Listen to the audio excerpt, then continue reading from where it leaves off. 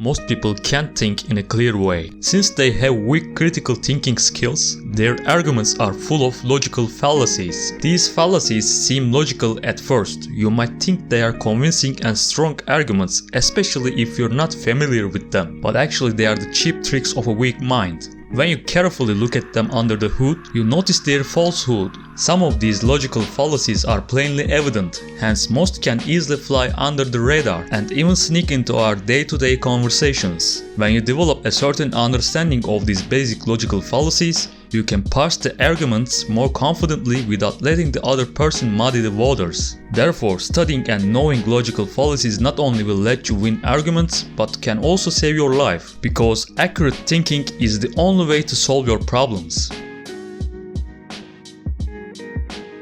Ad hominem means against man in the Latin language. People often choose to win argument via personal attacks rather than dealing with the argument itself. They usually bring up irrelevant personal characteristics about you when it's impossible to refute your arguments. Instead of developing a good sound reasoning, ad hominem replaces logical argumentation with attack language unrelated to the truth of the matter. Even though a personal verbal attack proves nothing about the truth or falsity of the claims, people often get away with it as their insult is evidence of a conclusion. For example, "Dude, she's a woman. What the hell can she know about cars?" Well, as you know, gender by itself cannot be the proof of your knowledge. Well, maybe you're right, but you don't have academic career or PhD to support your words. Again, you're not considering the argument itself, but you just look at the person who is saying that. Your PhD by itself can't be the reason that you're speaking the truth. Freud is a sexual deviant. Therefore, we don't need to take him seriously. Freud can be anything he wants. Still, his argument can be true. Don't believe what Becky said, because she's a liar. Joe can't tell the truth because he's dumb. Chuck has always been a fraud. Why would he do any good for us now?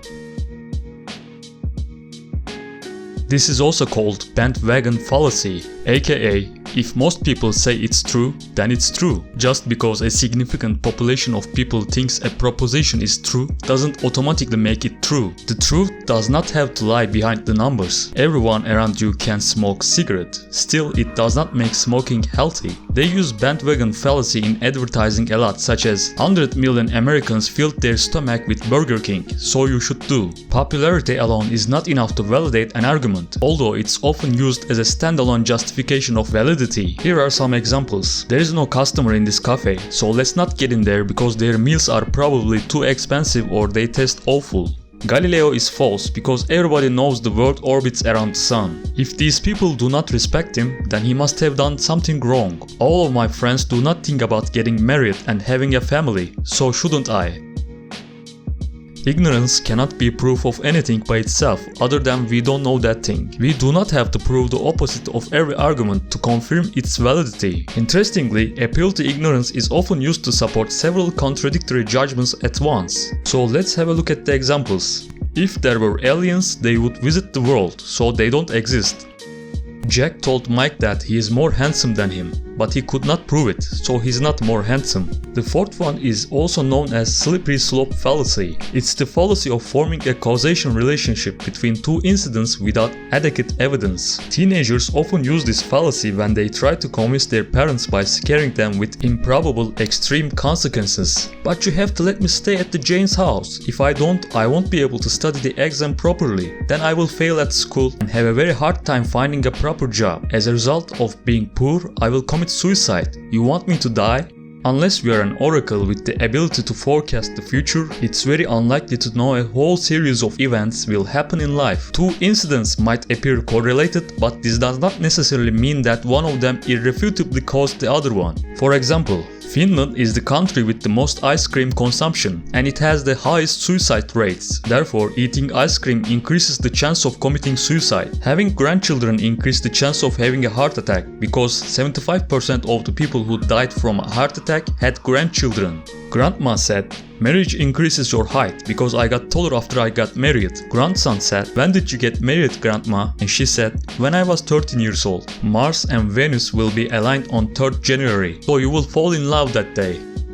The fifth one is black and white fallacy. The world is full color for a reason. Black and white are the representative colors of oversimplification and overcomplication as the enemies of truth. Why? Because there can be millions of more options than the stated options. You should look for the answers between two opposite spectrums of black and white. The false dilemma fallacy is often used as a manipulative tool to polarize the masses, heroicizing one side and demonizing the other. Examples: if you don't love me, then you hate me. You either support me or you're against me. People are either evil or angel. You either fight with me or you're a coward. I think they should teach religion in school. I don't think it's necessary. Why? Are you an atheist? A hasty generalization is the fallacy of insufficient samples made out of rush to have a conclusion. It often results in a sort of illicit assumption, stereotyping, unwarranted conclusion, overstatement, or exaggeration. We often use generalization to make our point in daily life, and they work pretty well without any harm. The problem occurs when we disregard the context and accept the generalization as they are valid all the time. I can say I love riding a bicycle and I mean it, but that does not mean I love it all the time. I might have said it then because of the beautiful weather and feeling good health-wise. On a rainy day when I got flu, it doesn't mean that I will go outside and ride a bicycle. If your environment is full of shitty people who are ready to backstab you all the time, you can say, gosh, people are evil. You don't mean that people are evil all the time. You just made a statement about your current situation. Examples: my daughter recently started taking acting classes and her grades got better visibly, so every student should take acting classes. Jane is a feminist and she hates men, therefore all feminists hate men. I saw two midgets at the entrance of the village, so everyone in this village must be midgets. I dated two women in my life and they both were whores, so all women are whores. Every man in our family loves driving fast, so all men are thrilled by the speed. Strawman fallacy is one of the most popular ones. Basically, your opponent sets a strawman to defeat you by oversimplifying or misinterpreting your statements. They conveniently misunderstand your words and reflect their wrong judgments like you mentioned them. The strawman argument gives the illusion of having a stronger position because it's easier to deal with a non-living brain-created straw. If people start responding as "so you're saying," watch out because it's coming. They will tell what they understood as what's been said by you, and they will twist your words. So you're saying that by and large, women are too agreeable to get the pay rise? If you don't correct them, they'll use it as a leverage to refute your original argument. So what to do? Just listen to the other side and make it clear that you haven't said that. Avoid tacit approval at all costs. I'm saying that that's one component of a multivariate equation that predicts salary.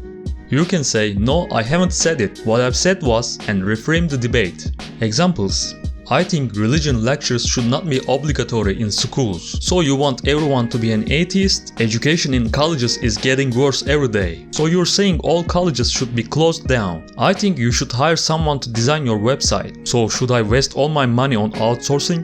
I think Bella is a beautiful woman. So you're saying that I'm an ugly one?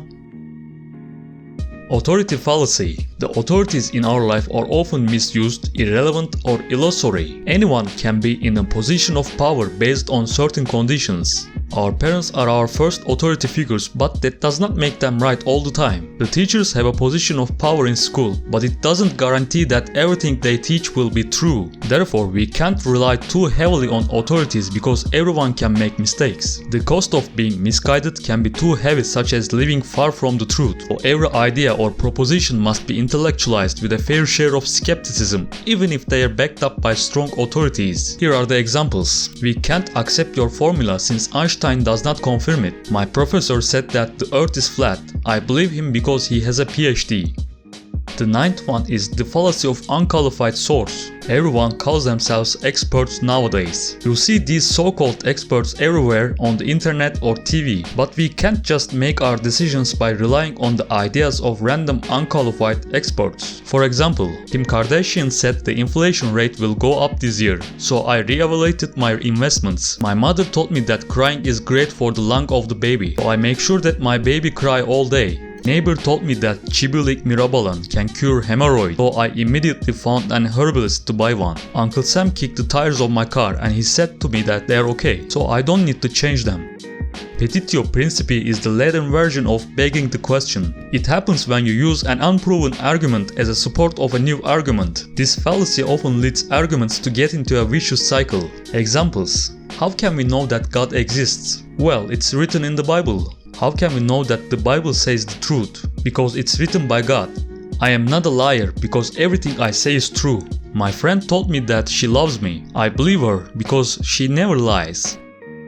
The 11th one is the complex questions. When the questioner has biases, the questions also include preassumptions that will put you on the spot, especially when you answer them by saying yes or no. Generally, the questions are formed by the combination of two irrelevant points. They expect you to accept or deny any of these extreme ideas. Here are some examples. Haven't you given up on beating your wife yet? Did you stop selling the illegally printed books? So would you like a car with a leather or fabric interior?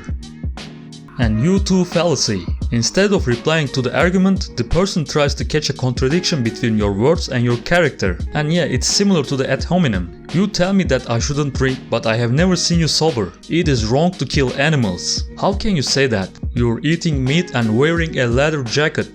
Dad, I know you also have been smoking at my age, so stop telling me to quit smoking. The last one is poisoning the well. Instead of dealing with what you recently offered as an argument, they bring up the old events as a counter-argument to what you say. You used to suck at everything, now you're giving me advice? Did Craig become a lawyer?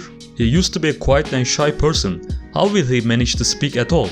I will climb up a mountain. Really? But you have never done it before. So that's all. If you pay a little attention, you will see that these logical fallacies are all over the joint. When you detect them, you can immediately understand the other person is talking nonsense. After you expose the nonsense, you will automatically own the debates. Thank you for watching. If you want to support the channel, please leave a like and subscribe. See you in the next video.